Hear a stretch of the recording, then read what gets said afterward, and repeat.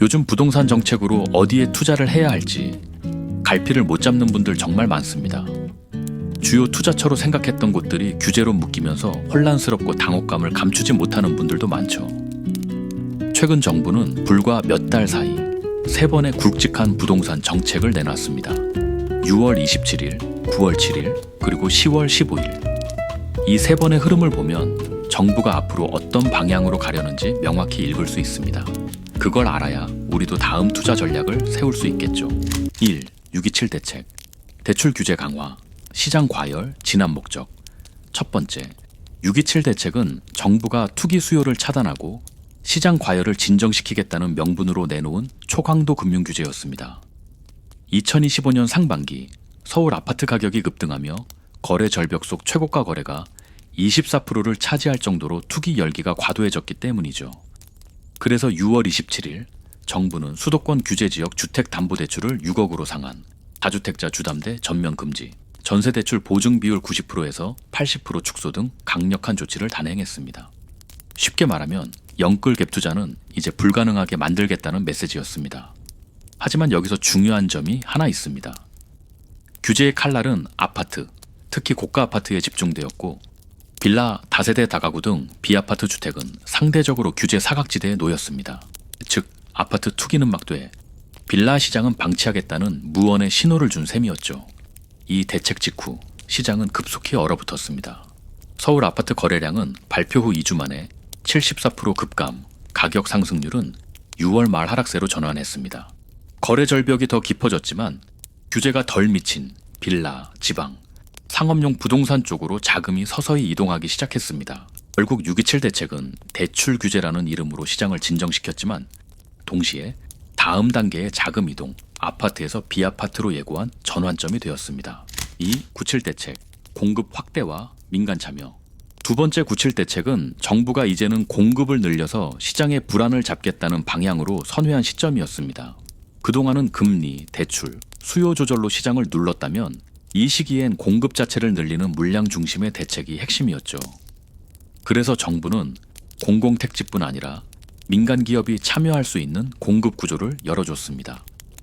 즉, 과거처럼 정부가 직접 짓는 방식이 아니라 민간 자본이 참여할 수 있는 길을 제도적으로 보장한 것입니다. 문제는 여기서부터입니다. 공급이 지금 당장 늘어나는 건 아니었거든요. 실제 입주나 착공까지는 몇 년이 걸립니다. 그런데 정부가 공급 확대를 발표하자 시장에 있던 유동자금이 그럼 지금은 어디에 넣어야 하지? 하고 방향을 잃었습니다. 그 돈이 흘러간 곳이 바로 빌라 시장, 특히 입지가 좋고 조망이 확보된 고급 빌라였습니다. 청담, 한남, 성수, 용산 일대에 빌라 매매량이 급증했고 일부 단지는 분양 시작, 일주일 만에 완판되기도 했습니다. 왜냐하면 그 시기 사람들은 이렇게 생각했죠. 아파트는 이미 규제됐고 토지는 아직 멀다. 그럼 남은 건 빌라다. 결국 97 대책은 공급 확대를 통해 시장을 안정시키려 했지만 오히려 자금의 쏠림 현상을 불러온 계기가 됐습니다. 그때부터 정부는 이 흐름을 그냥 두면 안 되겠다 판단을 내리게 됩니다. 그리고 바로 다음 11호 대책에서 규제의 칼날이 빌라로 향하게 된 겁니다. 3. 11호 부동산 대책, 수요 억제 강화, 비아파트 시장까지 확대. 세 번째 대책 11호는 정부가 627 완화 이후 다시 달아오르기 시작한 시장을 진정시키기 위한 조치였습니다. 8월부터 한강벨트를 중심으로 매매 가격과 거래량이 급등하자 정부는 투기 수요를 다시 차단하겠다는 강력한 시그널을 보냈습니다. 그 배경에는 자금의 이동이 있었습니다. 금리 인하와 유동성 확대로 풀린 돈이 아파트 규제를 피해 빌라, 조합원 분양권, 재개발 초기 구역 등으로 몰렸고 특히 용산의 고급 빌라 거래량은 한 달 만에 128% 급증했습니다. 이게 바로 풍선 효과였습니다. 이에 정부는 자산 쏠림과 양극화 리스크를 막기 위해 아파트 중심이던 규제를 비아파트 영역까지 확대했습니다. 핵심 변화, 토지거래 허가구역 확대, 빌라 매입 시 2년 실거주의 무부과, 조합원 지위 양도 제한 강화, 비주택 담보대출 LTV 축소 70%에서 40%로 이 조치 이후 시장은 즉각 반응했습니다. 서울 빌라 거래량이 76% 급감했고 가격 상승세도 한풀 꺾였습니다. 반면 규제가 덜 미치는 비규제 지역 화성 59%, 구리 41% 각각 상승했고 자금이 이동하며 새로운 투자처를 찾기 시작했죠. 결국 이번 11호 대책은 시장을 안정시키는 정책이면서 동시에 투자자들에게 새로운 틈새를 찾게 만든 정책이기도 했습니다. 4. 빌라, 오피스텔이 규제된 이유? 그럼 왜 이번 11호 대책에서 빌라가 새롭게 규제 대상에 포함됐을까요? 그 이유는 단순합니다. 최근 몇 달 사이 좋은 입지의 고급 빌라 매매가 급격히 늘었기 때문입니다.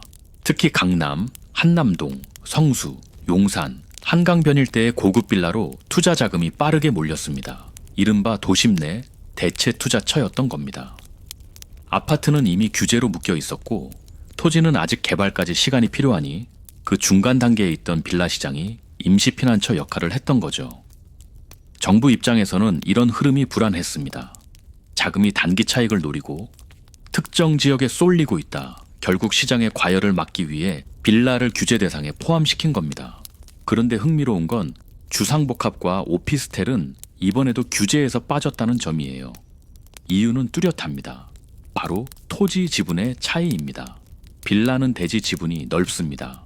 즉, 향후 재건축이 가능하고 개발 이익을 직접적으로 얻을 수 있는 구조예요. 반면 오피스텔과 주상복합은 땅이 없습니다. 겉보기엔 비슷해 보여도 구조가 전혀 달라요. 오피스텔 한 채의 평균 대지 지분은 15제곱미터, 약 4.5평 정도입니다. 이 정도로는 재건축을 하거나 개발 이익을 나눠 가질 수 없습니다. 건물은 있어도 땅에 힘을 못 가지는 구조인 거죠. 그래서 정부는 개발 가치가 높은 빌라를 규제하고 토지 가치가 낮은 오피스텔은 그대로 둔 것입니다. 가격만 보면 오피스텔도 비쌉니다. 동대문 일대 주상복합은 20억을 넘고 강남권 오피스텔은 10억 가까이 하죠. 그런데 이런 자산들은 토지 성장성이 막혀 있습니다. 가격은 높지만 결국은 소비재에 가깝습니다. 빌라와 달리 오피스텔은 가지고 있으면 오른다가 아니라 가지고 있어도 그대로인 자산이 되는 거죠. 정리하자면 정부는 개발 잠재력이 높은 토지형 자산을 규제하고 토지 지분이 낮은 건물형 자산은 방치한 겁니다. 이건 단순한 규제가 아니라 시장의 가치축이 어디에 있는지 정부가 직접 인정한 신호이기도 합니다. 5. 재건축 조합원 규제 강화 11호 대책에는 또 하나 중요한 변화가 담겨 있습니다. 바로 재건축 조합원 지위양도 제한, 그리고 기존 초과이익환수제 유지 강화입니다. 이건 시장 입장에서 보면 재건축으로 수익 내는 시대는 끝났다는 정부의 선언과 다름없습니다. 1. 조합원 자격 제한 강화. 투기 과열 지구에서는 기회 자체가 차단, 과거에는 재건축 구역이 지정되기 전, 즉 사업 초기 단계에서 집을 사면 조합원이 될 수 있었습니다. 그래서 사람들은 구역 지정이 임박한 단지를 미리 사두는 방식으로 새 아파트 입주권을 확보하곤 했죠. 하지만 이제는 완전히 달라졌습니다. 서울 전역이 포함된 투기과열 지구에서는 조합 설립인가 이후 매입자는 지위양도가 금지됩니다. 아무리 비싼 값을 주고 사도 입주권은커녕 재건축 사업에 참여할 권리조차 없는 겁니다. 이건 시장 입장에서 굉장히 큰 변화예요.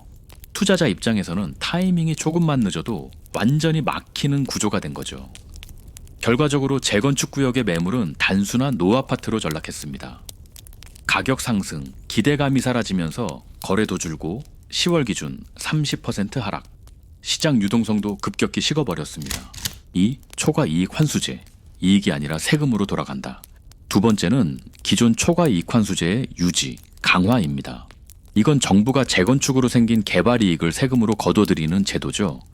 예를 들어 조합원 1인당 1억 이상의 이익이 발생하면 최대 50%까지 부담금을 부과합니다.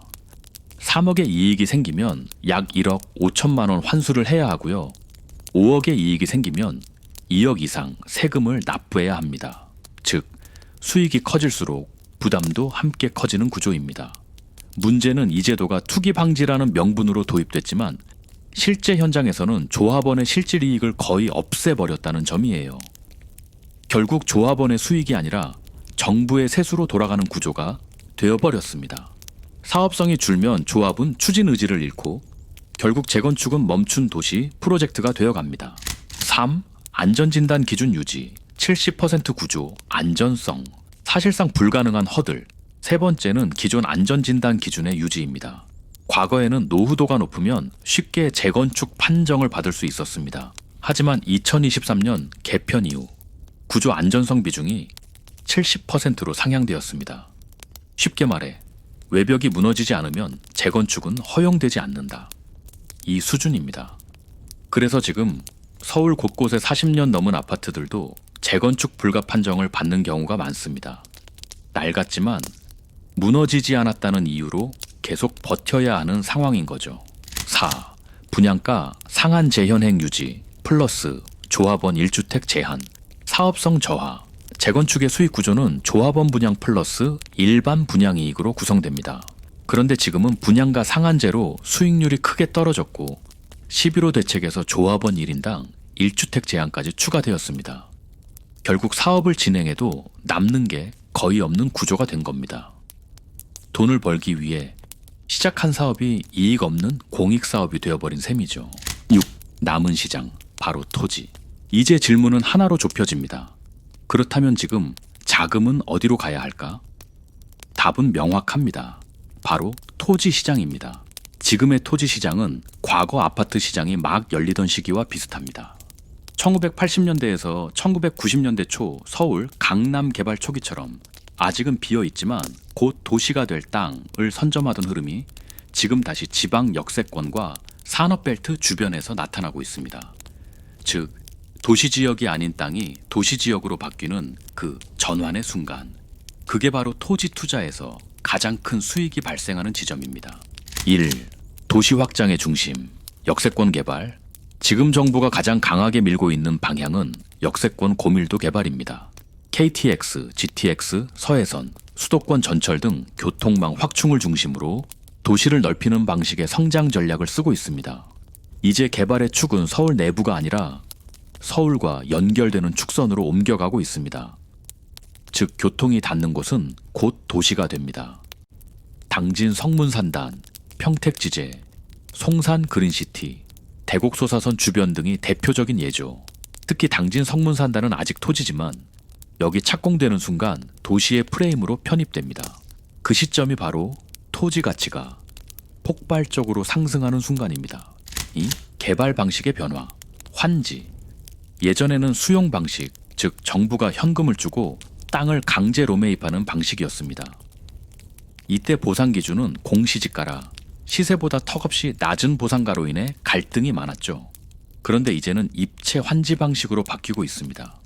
이건 간단히 말해 비도시 지역의 땅을 도시 지역으로 바꿔주되 일부를 채비지로 공공이 가져가고 나머지는 개발지 내에서 새롭게 재배분해주는 방식입니다. 즉, 현금 대신 도시 속 땅을 다시 받는 구조인 겁니다. 그래서 과거처럼 보상받고 끝이 아니라 개발 후 도심의 토지 소유주로 재탄생하는 기회가 열리는 거죠. 이게 바로 요즘 토지 시장의 핵심 키워드입니다. 환지, 곧 토지 가치 재편의 시작. 3. 정부의 거대한 그림, 베이밸리, 메가시티. 서해축 중심의 핵심 개발 프로젝트로 주목받는 베이밸리, 메가시티 구상은 토지 시장의 흐름을 바꿔놓을 거대한 잠재력을 지니고 있습니다. 이것은 단순한 단일 산업단지 개발이 아닙니다. 경기도 평택항부터 충남의 송산, 성문산단, 대오만 일대까지 이어지는 서해안권 초강격 경제벨트를 구축하는 계획입니다. 계획 면적은 여의도의 수배에 달하며 수도권과 충청권을 잇는 새로운 성장 거점이 될 것입니다. 정부는 이 지역을 중심으로 교통, 물류, 스마트 제조, 데이터 센터, 신재생에너지, 그리고 주거까지 하나의 초강력 생활권으로 통합하는 계획을 추진 중입니다. 따라서 지금 이 지역의 토지는 단순한 농지가 아니라 대규모 국책 사업과 광역개발 구상에 곧 도시 인프라 안으로 편입될 예비도시 자산으로 해석되어야 합니다. 4. 타이밍. 언제 들어가야 유리한가? 최적의 투자 시점은 바로 지금. 가치 변곡점이 발생하기 직전입니다. 부동산 가치 상승은 정보 반영 시차를 두고 단계적으로 이루어집니다. 가장 유리한 시점은 역착공이 가시화되고 환지 계획이 구체화되기 전, 즉 토지가 도시지역으로 전환되기 직전의 구간입니다. 착공이 시작되면 해당 정보는 이미 가격에 상당 부분 반영됩니다. 하지만 지금은 미래의 도시 기능을 선점하여 초기 투자 비용을 최소화할 수 있는 중요한 타이밍입니다. 실제로 과거의 사례를 보면 이러한 패턴이 명확합니다. 평택 지제역 주변 토지는 KTX 착공전 평당 200만 원대였으나 현재 일부 구간은 2천만 원을 상회하며 10배 이상의 가치 상승을 보였습니다. 당진 성문산단 역시 같은 궤적을 밟을 가능성이 높습니다. 2026년 착공 예정인 성문역이 완공되면 이 지역 역시 도시권으로 편입되며 토지 가치가 급격히 재평가될 잠재력을 가지고 있습니다. 전문가의 시선으로 본 결론. 지금의 시장은 분명히 말해 부동산의 재편기입니다. 아파트는 규제와 세금에 묶였고 빌라 재건축은 수익 구조가 무너졌습니다. 그런데 역세권 토지는 반대로 정책이 밀어주는 구간에 있습니다. 도시 확장 정책, 교통 인프라 투자, 고밀도 개발, 환지 제도 활성화. 이 네 가지가 동시에 움직이는 구간이 바로 토지 시장의 황금지대입니다. 지금의 토지는 단순한 땅이 아닙니다. 시간이 지나면 도시가 되는 자산.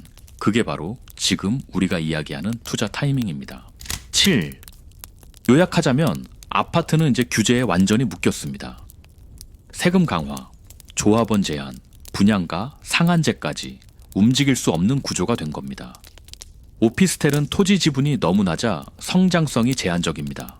가격은 오를 수 있지만 재건축 개발 이익을 담기 어렵죠. 한강 조망이나 강남 접근성 좋은 고급 빌라로 자금이 잠시 몰렸던 적도 있었지만 11호 대책으로 이 지역들도 LTV 40% 강화와 토허 구역에 포함됐습니다. 결국 남은 건 입지도 평범하고 수요도 제한적인 빌라뿐입니다.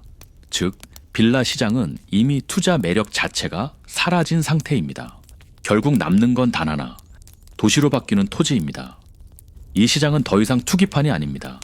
과거 묻지마식이 아니라 정부의 도시 확장 정책, 역세권 고밀도 개발, 베이밸리 메가시티, 환지 제도를 타는 합리적 영역으로 진화하고 있습니다. 지금은 아파트가 아니라 도시가 태어나는 곳에 투자할 때입니다. 도시는 건물에서 시작되지 않습니다. 땅에서 시작됩니다. 결론. 완성되어 가는 곳을 보는 안목의 시대. 이제 부동산 투자는 완성된 곳이 아니라 완성되어 가는 곳을 보는 안목의 시대입니다. 정책이 열어주는 방향을 읽고 그 흐름 위에 올라탄다면 그건 투기가 아니라 미래를 선점하는 투자가 됩니다. 부동산 정책은 계속 바뀌고 시장 흐름도 늘 예측대로 흘러가진 않습니다. 그래서 지금 어디에 서 있는지, 앞으로 무엇을 준비해야 하는지가 더 중요해졌습니다. 부자 라이프를 꿈꾸시는 분들, 조금이라도 더 나은 미래를 만들고 싶은 분들께 오늘 내용이 작은 길잡이가 되었으면 합니다. 정보가 많을수록 길은 더 명확해집니다. 여러분의 선택이 언제나 더 단단한 자산으로 이어지길 진심으로 바랍니다. 편안한 하루 보내세요.